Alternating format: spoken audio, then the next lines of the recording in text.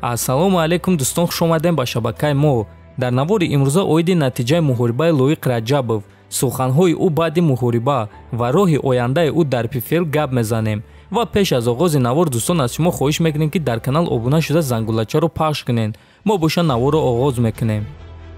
чанд соат пеш дуюм тури мавсими имсолаи PFL баргузор гардид ки дар он варзигари тоҷик Лоик Раджабов дар қафас бо варзигари рус Ахмед Алиев вохӯрд. дар якум тури PFL Ахмед Алиев дар мухориба бо Михаил Одинцов вохӯрд ва бо қарори дуваро ғалаба ба даст овард. ҳамин гуна Ахмед соҳиби 3 балл шуд. Лоик Раджабов бошад дар якум тур дар мухориба бо варзигари парагваи Алекс Мартинез вохӯрд ва бо қарори на ҳамаи дуваро ғалабаро аз даст дод ва соҳиби ягон балл нашуд.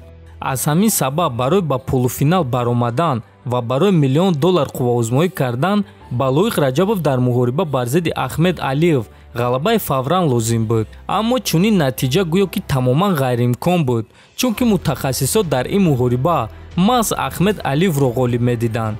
лекин дӯстон, Лоик Раджабов имконияти охирони худро аз даст надод ва дар 27 сонияи якум раунд Ахмед Алиевро бо тариқи нокаути техникӣ шикаст дод ва якбора 6 балл ба даст оварда ба полуфинал гузашт.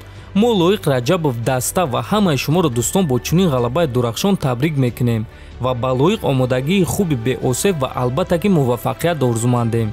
баъди мухориба Лоик Раджабов дар саҳифаи инстаграми худ ба мухлисон муроҷиат карда навишт: ассалому алайкум, мехоҳам миннатдории худро ба ҳама мухлисон расонам барои дастгирӣ ва барои оне ки ба ман боварӣ мекунанд. ҳамчунин ташаккури зиёд ба рақиби худ Ахмед Алиев мегӯям ва ба ӯ саломатӣ хоҳонам. нисбати ӯ ман танҳо эҳтироми самимона ҳис мекунам, навиштааст Раҷабов. дӯстон, ногуфта намонад ки Ахмед Алиев бо 3 балл шояд ки дигар дар имсола мавсим баромад кардан натонад. ҳозирашда ин чиза 100% гуфта намешавад, не ки эҳтимоли калон аст. дӯстон, боз як маротибаи дигар ҳамаи шуморо табрик мекунем. дар канал обуна шавед то ин ки аз ҳама хабарҳои нави ҷаҳони ММА бохабар бошед. то боздид, хонободу сарбаланд бошед.